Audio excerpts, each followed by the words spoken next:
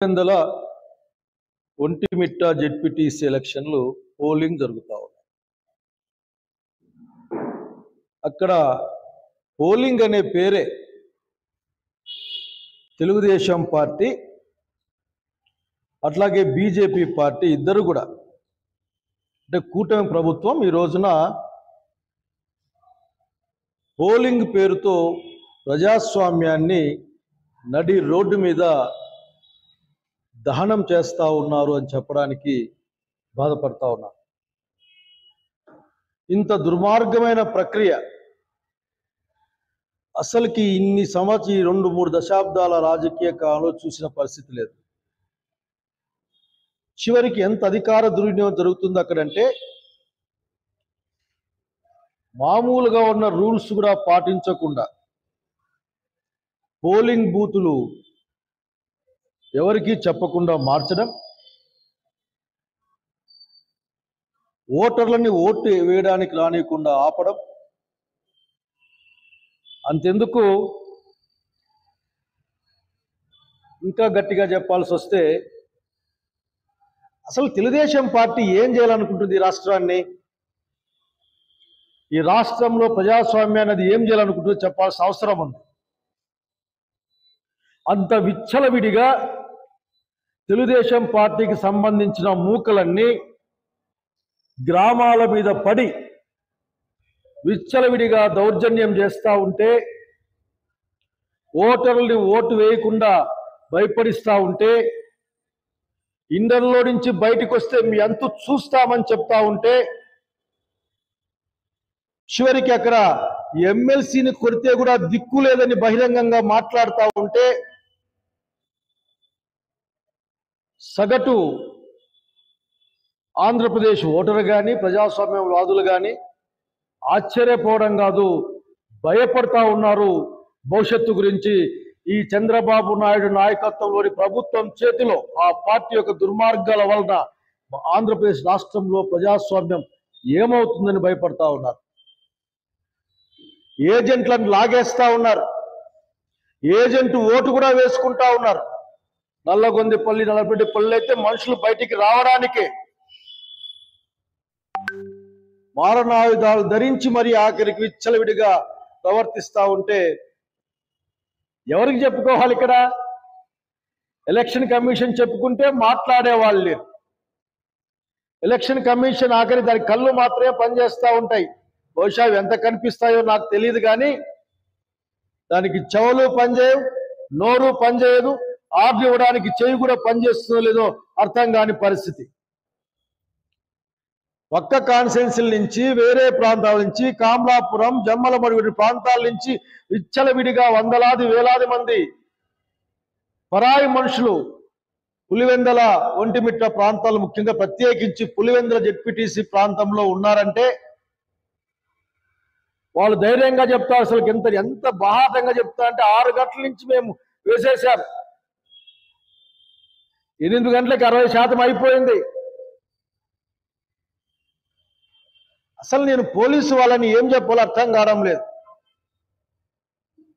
అసలు ఈ కార్యక్రమంలో ఇన్వాల్వ్ అయిన, ఈ కార్యక్రమంలో అంటే ఏదైతే దౌర్జన్యాలు దుర్మార్గాలు ప్రజాస్వామ్య హననం జరుగుతూ ఉంటే దాన్ని రక్షించాల్సిన, దాన్ని కాపాడవలసిన శాంతి భద్రతలు చూసే పోలీస్ శాఖ ఏం చేస్తూ ఉందో అందరికీ అర్థమవుతా ఉంది. అర్థం కాకపోవడం కాదు ఇక్కడ.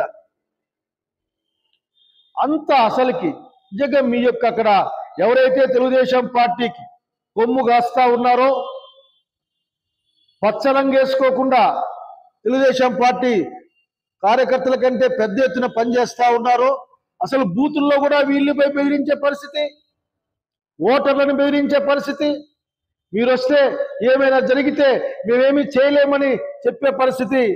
నాకెందుకో చాలా బాధగా ఉంది. పోలీసు వారు బిరాకరికి ఎవరైతే ఈ రోజు ఈ దుర్మార్గమైన ప్రక్రియ ఇన్వాల్వ్ అయినారో వాళ్ళకి ఆ తంతును మొత్తం చేష్టలుడికి చూస్తున్న మిగతా వాళ్ళకి అడగాలనుకున్న ఒకటే మాట, మీ యొక్క పని మీద, పని విధానం మీద మీకు జుగుప్స కలగడం లేదా అడుగుతా ఉన్నా నేను. మీ మీద మీకు అసహ్యం కలగడం లేదా అడుగుతా ఉన్నా నేను. మీరున్న దేనికి? కనీసం సగటు ఓటర్ హక్కును కాపాడలేరు, కాళ్ళు పట్టుకున్నారు. పోలీసు వాళ్ళ కాళ్ళు పట్టుకుంటే కూడా ఓటేయించలేని వార్తలు వస్తా ఉన్నాయి. ఏం సాధిస్తారు మీరు? ప్రశ్నించి ఒకటే మాట చెప్తా ఉన్నాం మీకు, మీరు నేర్పించిన విద్య అందరూ నేర్చుకుంటే కష్టంగా ఉంటుంది. మేము నేర్చుకోవాలి అనుకోవడం లేదు, కానీ మీరు బలవంతంగా నేర్పిస్తారేమో అని భయపడతా ఉన్నాం. ఒక సంవత్సర కాలం కూడా లేని పదవీ కాలం, సభ్యుని మరణంతో వచ్చిన ఎన్నిక, అణిగిపోయిన రాయలసీమ ఫ్యాక్షన్ ని, కడప ఫ్యాక్షన్ ని, ఆ ప్రాంతాల దాన్ని మొత్తం మళ్ళీ ఫ్యాక్షన్ లేకి లాగే ప్రయత్నం చేస్తా ఉన్నారు మీ సంకుచితమైన రాజకీయ ప్రయోజనం కోసం. లేదు, మీ మెచ్యూరిటీ లేని పాలిటిక్స్ ఇవన్నీ. గతాన్ని చూపించడం కాదు, వర్తమానంలో ఏం జరుగుతుంది, భవిష్యత్తుకి ఏం చెప్పాలనే సంగతి నేర్చుకోండి అని చెప్పి కోరుతా ఉన్నా. భవిష్యత్తులో మీరు ఏం నేర్పించాలో నేర్పిస్తా ఉంటారు, నాకు అనిపిస్తా ఉంది. వచ్చే తరానికి మీరు మంచి చదువు నేర్పిస్తా ఉన్నారు.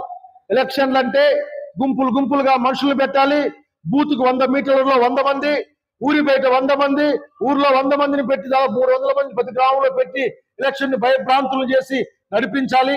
అవినాష్ రెడ్డి ఎంపీ లాంటి వాళ్ళని కూడా లాక్కెళ్ళాలి.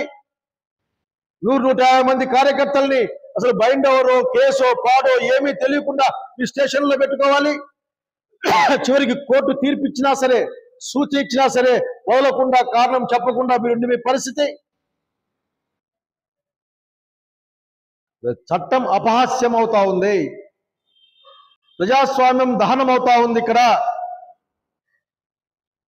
ఒక్క జెడ్పీటీసీ 2 జెడ్పీటీసీలు మీరు ఏదో బలవంతంగా మీ అధికారాన్ని, డబ్బుని, దుర్మార్గాన్ని, దౌర్జన్యాన్ని ఉపయోగించుకొని లాక్కుంటే నాకు ఇప్పటికీ నమ్మకం ఉంది, ఓటర్లు పోలింగ్ బూత్కు పోతే ఓట్లు ఖచ్చితంగా వైఎస్ఆర్సీపీకి, జగన్ రెడ్డి పార్టీకి ఫ్యాన్ గుర్తుకే ఓటు వేస్తారు.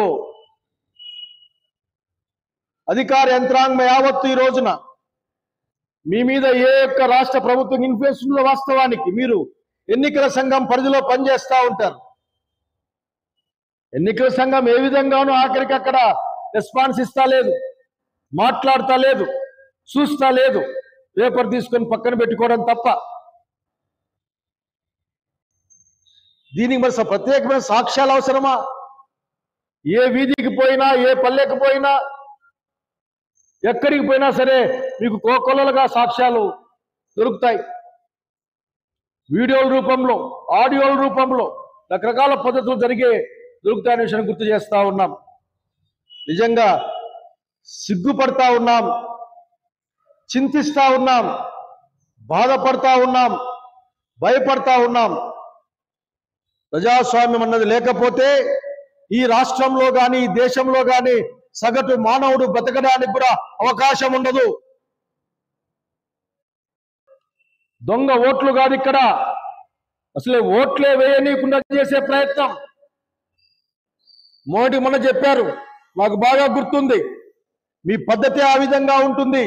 కూటమి నేతలారా, 12.5% ఓట్లు ఎక్కువగా లెక్కించబడ్డాయని, 46 లక్షల ఓట్లు ఎక్స్ట్రా లెక్కించబడ్డాయని, లేకపోతే పోల్ చేయబడ్డాయని 6 నుంచి 10 సమయంలో దేశం యావత్తు కోడై కూస్తా ఉంది. మీ యొక్క ప్రభుత్వం మీ ఎన్నికే ఆఖరికి అనుమానాస్పదంగా ఈ రోజున ప్రజల ముందు దోషులు నిలబడే పరిస్థితి ఉంది. మీకు ప్రజాస్వామ్యం అంటే ఏమాత్రం లెక్కలేదు, ఇష్టం లేదు. మీరు నియంతలుగా అనుకుంటా ఉన్నారు. ప్రజలు నియంతృత్వాన్ని సహించరు. ఈ రోజు మీరు భయపడించచ్చుగాక, వచ్చే కాలంలో ప్రజాక్షేత్రంలో మీరు నిలబడతారు. వచ్చే కాలం జగన్మోహన్ రెడ్డి గారిదే.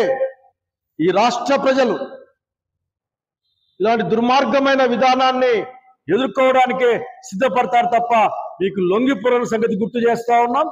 మీరు భయపడిస్తా ఉన్నారు, బెదిరిస్తా ఉన్నారు.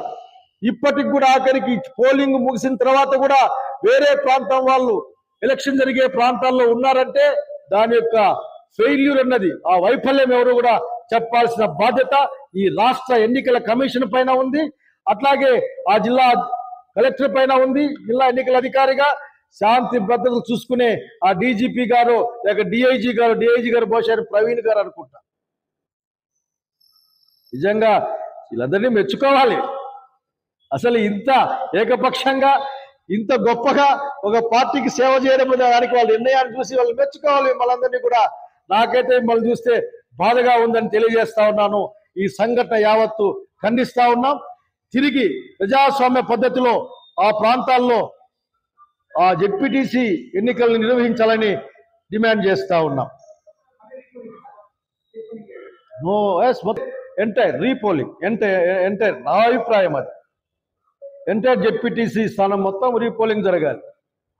వేరే వాళ్ళు ఎవరు ఉండడానికి వీల్లేదు. ఓటర్లు ఉండాలి.